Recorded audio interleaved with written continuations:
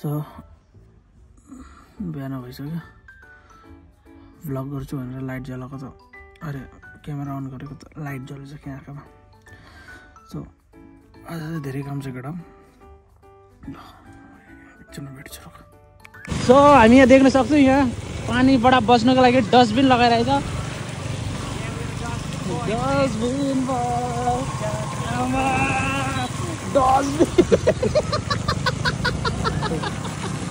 डस्टबिनको ब्यागहरू जान्दैछ केटा Yo, what's up guys? Good morning. This is another day, another vlog. So यो पालिको vlog चाहिँ छुट्टै हुनेछ SJ Bro को च्यानलमा. So this time our SJ Bro is doing something unique, which is repairing the crooked engine. So we have here SJ Bro. So he's doing the thing. So tell me what's going on here, man, bro.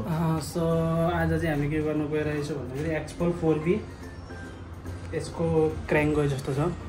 So I hope हामी क्र्याङ्क change गर्नु सफल हुन्छ होला हैन. हुन्छ. अब नयाँ मान्छे जिन्दगीमा खोलेको छैन बट स्टिल भिडियोहरू हेरेर साथीको हेल्प लिएर के गर्ने छ.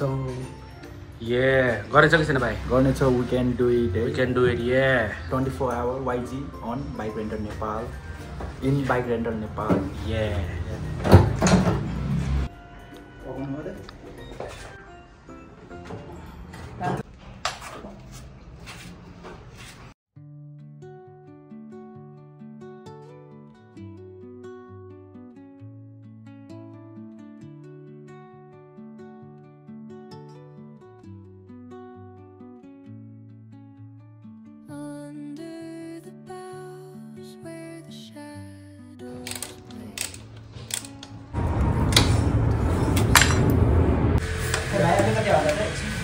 सो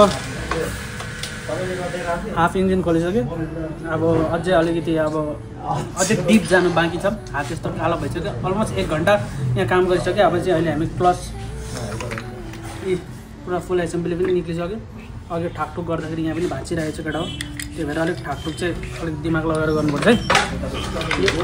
भयो होइन यसलाई यता राखिदिउँ. अब यहाँ हामीले देख्न सक्छ. So this is what it looks like after disassembling all the parts from the engine. अनि यहाँनिर हाम्रो अर्को पनि काम भइरहेछ. Our साउजी किरण Tamang he is working on Duke 200. What is it exactly you are doing, bro?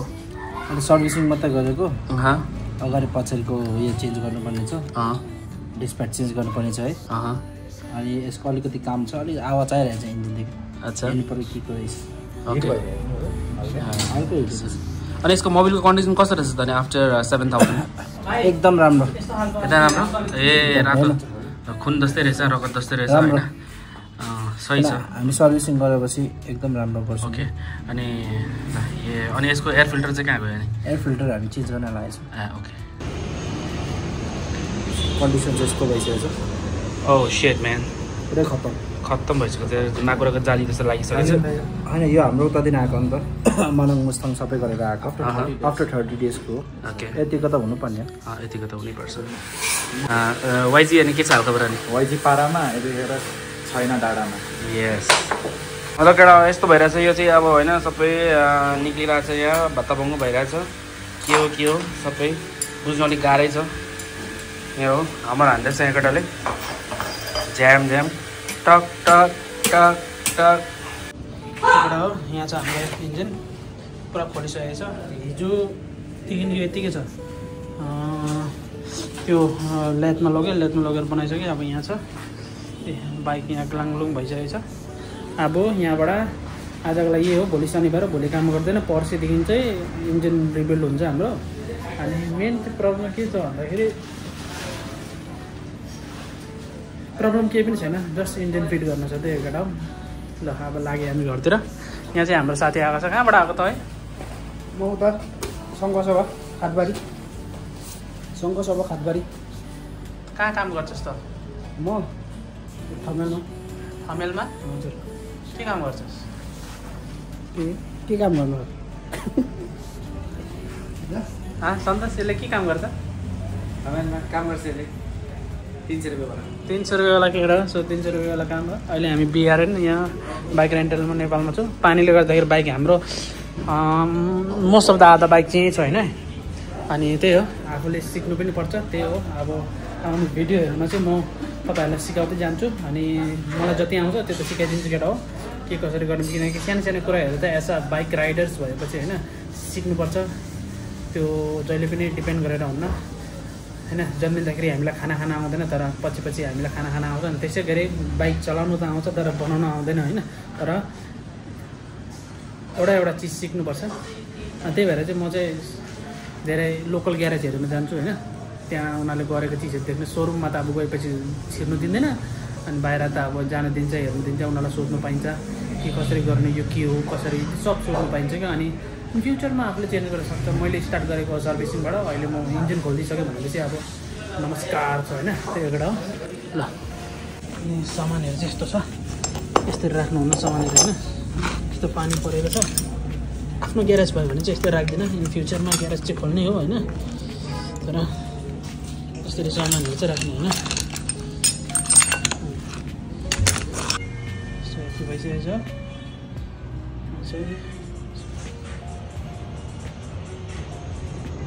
Anyways engine almost half fit भइसकेको छ हाम्रो। अहिले चाहिँ मैले राइट साइडको अब यही हो क्लच प्लेटहरूको अनि यो अनि गियर साफ्टहरू लगाइसकेको छ हामीले होइन। ब्यालेन्सरहरू सब हालिसकेँ। बट एउटा प्रब्लम के आयो भन्दाखेरि यहाँ यसको हाम्रो यो अलिक प्ले छ क्या, यो क्लचलाई एसेम्बली के भन्छ होइन। नाम चाहिँ मलाई त्यति थाहा छैन, तर काम थाहा छ यसको। सो त्यही हो, अब यहीबाट साउन्ड आएको जस्तो लाग्यो। हामीले यसलाई चाहिँ म भोलि लेथमा लगेर बनाउँछु। त्यही हो। सो आजको आई थिङ्क आजको भ्लग यति नै हुन्छ होला, किनकि कम्प्लिट भएको छैन। आई होप तपाईँलाई भोलि म यसको फुल रिभ्यू दिन्छु। अनि आउने भिडियोमा भनौँ न, भोलि त भन्नु मिल्दैन किनकि भोलि शनिबार, भोलि म छुट्टी हो, हप्तामा एक दिन छुट्टी लिन्छु। त्यही भएर अनि सब भइसकेको छ। यहाँ अब आस्ते आस्ते होइन युट्युब हेर्दै भिडियो हेर्दै गरिरहेको छु। साथीको हेल्प पनि लिइरहेको छु। अघि मैले यो पनि अलिक बाङ्गो टेढा हालेछ होइन। तर यसको टाइमिङ मिलाउनुपर्छ, त्यो मिलाइसक्यो। अनि मोबिल अलिक कम्ती हालेछु कि मैले म, किनकि हर चिज पिस्टनहरू हाम्रो क्र्याङ्कहरू हाल्दाखेरि त्यसमा मोबिल पनि हाल्नुपर्छ नि त। इच होल्ड हुन्छ त्यसमा पनि सानो होइन। तर त्यो भएन भने अलिक अप्ठ्यारो प्ले आइरहेको थियो। तर अहिले चाहिँ जे पनि भनौँ, अहिले यसरी हामीले होइन यो क्र्याङ्क चलाउँदाखेरि मैले यसरी चलाउँदाखेरि अहिले चाहिँ ठिकै आइरहेछ। सो त्यही हो फिस गाइस एक्सपल बनिँदैछ है। फाइनली हाम्रो बाइक पनि रेडी भयो। यो इन्जिन चाहिँ हामीले 2 खेप खोलेँ। 2 खेप खोल्दाखेरि फर्स्टमा चाहिँ साउन्ड त्यस्तै आएको थियो, अब राम्रो भएन, जानेन अलिकति। अनि के भयो भन्दाखेरि यसको मेन प्रब्लम चाहिँ के रहेछ भन्दाखेरि अब क्र्याङ्क त गएको थियो, प्लस यसको इन्जिनमा लगाएको त्यो बेरिङ हुन्छ नि, तिनीहरू पनि गएको रहेछ कि। त्यो चाहिँ मलाई थाहा थिएन। म देखाइदिन्छु त्यो बेरिङहरू पनि यही होला। बाइक चाहिँ हो, बेरिङ पनि छ हामीसँग। यहाँ छ, यहाँ बेरिङहरू खाएको छ क्या। सेतो देख्दैछ नि एकछिन ल। यो यस्तो अलिअलि खाएको छ क्या। त्यस्तो खाएर इन्जिनमा साउन्ड राम्रो आएको छैन। बट अहिले पनि यो यसको क्र्याङ्क चाहिँ बनाएर लिएको हो। त्यति पर्फेक्ट साउन्ड त छैन, बट ठिकै छ भनौँ न। I am happy with that. First time engine बनाएको पर्फेक्ट छ। सो आई होप तपाईँहरूलाई भिडियो मनपर्छ होला। साउन्ड सुन्नु है त।